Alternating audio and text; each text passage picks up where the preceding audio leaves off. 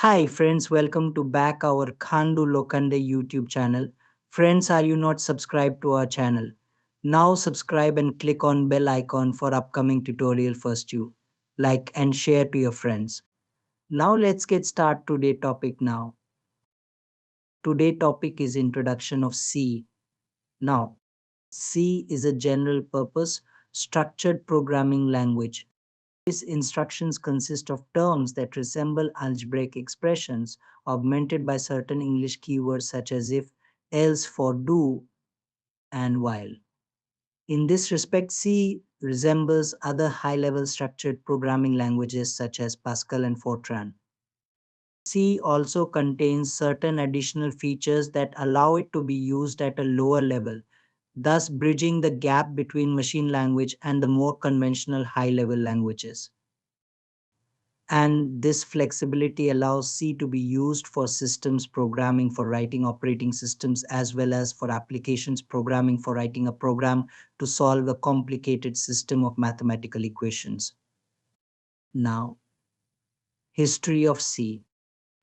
That was originally developed in the 1970s by Dennis Ritchie at Bell Telephone Labs. Now, a part of AT&T. It is an outgrowth of two earlier languages called BCPL and B, which were also developed at Bell Labs.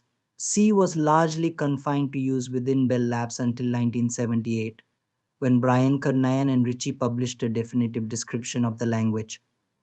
Structure of a C program.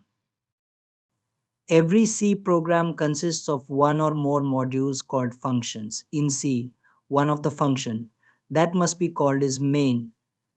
The program will always begin by executing the main function, which may access other functions.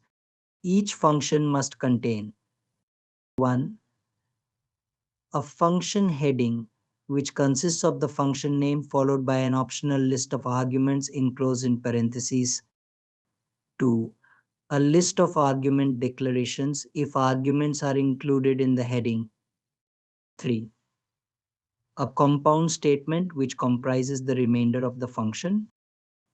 The arguments are symbols that represent information being passed between the function and other parts of the program. Arguments are also referred to as parameters. Each compound statement is enclosed within a pair of braces. The braces may contain one or more elementary statements called expression statements.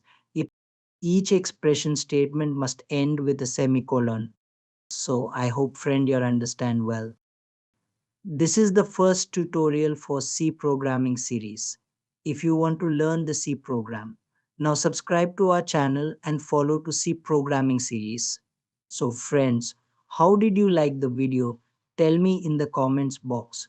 So if you not subscribe and like, now subscribe, like and share this video with your friends. And if you have any query, then tell me in the comments box again. So friends, thank you for watching this video.